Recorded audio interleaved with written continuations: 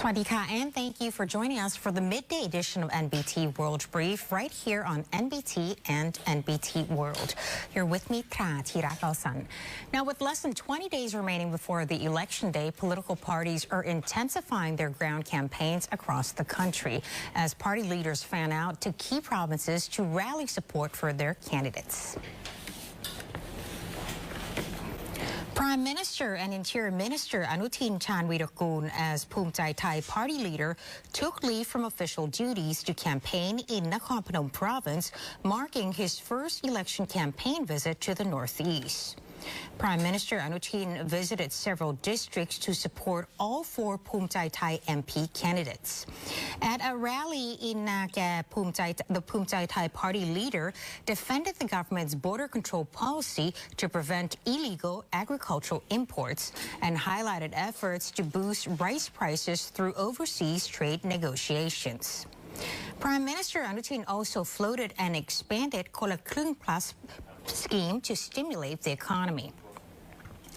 Meanwhile, Pheu Thai party candidate for Prime Minister Yochanon Wongsawat led a campaign rally in Bungkan province, promoting key policies such as comprehensive debt relief, a farmer's debt moratorium, a tough stance on drugs, and equal access to quality education.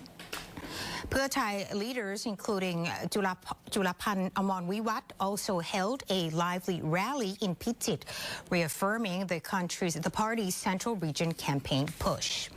The Democrat Party held an extraordinary general meeting online, chaired by Apisit Wechachiwa, the party leader, to fill vacant executive posts. And former Prime Minister Chuan Lik Pai also hit the streets in Bangkok's Lat Prao to the Bung Kum area, campaigning for Democrat candidate, drawing strong public support. On February 8th, voters will not only elect members of parliament, but will also take part in a nationwide referendum on whether Thailand should adopt a new constitution, with 35 political parties stepping forward to present their views ahead of the vote. The Election Commission of Thailand, or EC, announced that voters on February 8th will be asked a referendum question: do you agree that Thailand should have a new constitution? To help the public make an informed decision, the EC has opened a platform for political parties to present their views ahead of the vote. The EC's Bangkok office reported that 35 political parties have registered to participate in the referendum opinion process between January 17th and 19th via an open chat platform. Of these, 18 parties support the proposal, 14 oppose it, and 3 hold alternative positions beyond a simple yes or no. As the next step, on January 23rd at 10 a.m., the EC will convene an online meeting via Zoom for each group to select 5 representatives to serve as main speakers in the debate. If consensus cannot be reached, representatives will be chosen by lottery to ensure fairness. The highlight will be an official public debate on the morning of January 27th at Sentara Life Hotel Government Complex, Jang Watana, giving voters access to comprehensive information before heading to the polls. The Election Commission is stepping up efforts to prevent election fraud ahead of the upcoming parliamentary election and national referendum, including plans to work with social media influencers to ensure a free, fair, and transparent process. The Election Commission, or EC, has announced enhanced measures to combat electoral fraud in both the election of members of parliament and the upcoming referendum.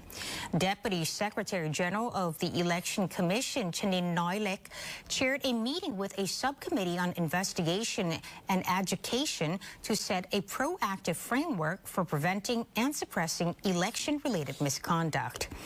Key measures include coordination with relevant agencies to monitor financial movements of election candidates and their close associates.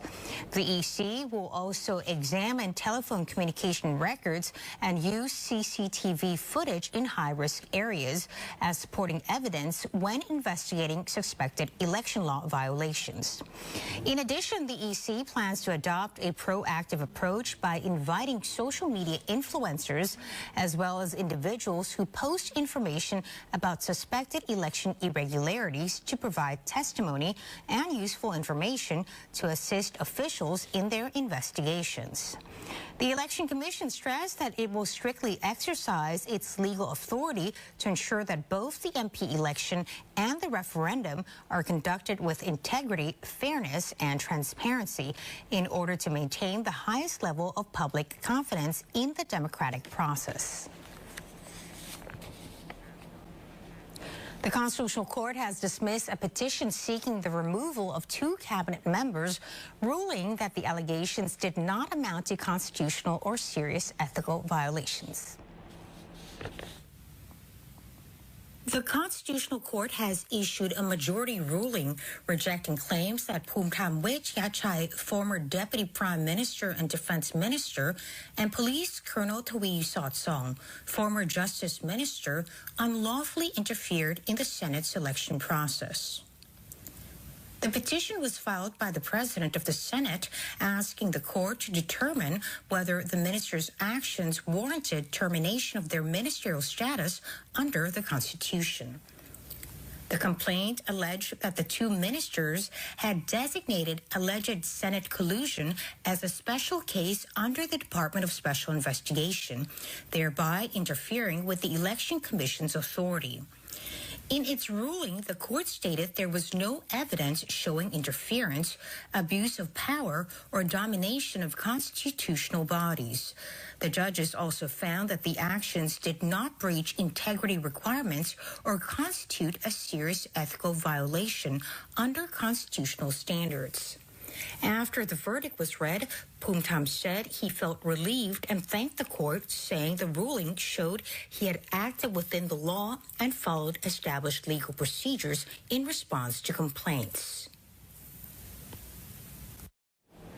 Police have dismantled a major romance scam operation in MUANG, THANI area, arresting 13 foreign suspects accused of deceiving victims through fake online relationships. A joint police task force conducted coordinated raids on a condominium complex in Pakret area of Nonthaburi province after receiving intelligence linking the location to an organized romance scam network. Officers arrested 13 foreign nationals, including 11 Nigerians and 2 Ivorians. Initial questioning indicated the suspects had entered Thailand illegally via the Lao border. Authorities charged them with overstaying their permits and entering the kingdom without authorization. Police seized more than 34 items of evidence, including 4 computers and 29 mobile phones. During the operation, officers found active chat conversations on some devices consistent with romance scam schemes. The suspects allegedly use fake profiles posing as attractive and wealthy foreigners from Europe and Asia to gain the trust of Thai and foreign women and persuade them to transfer money. The case stems from a complaint filed late last year by a Thai woman at Muang Nong Khai police station. She reported being deceived by a man posing as a Chinese engineer through Facebook and Line. Earlier this year, the suspect claimed he needed funds for a construction project and promised repayment. The victim transferred money 4 times to mule accounts, suffering losses of more than 2 million baht. Police traced the financial trail and identified Muang Thong, Thani, Nonthaburi as the group's main base of operations. And that wraps up our midday edition of NBT World Brief. Stay updated with the latest developments right here on NBT and NBT World. And for more stories, simply scan the QR code on your screen to access our full coverage across all media platforms. Until next time, Sawasdee ka.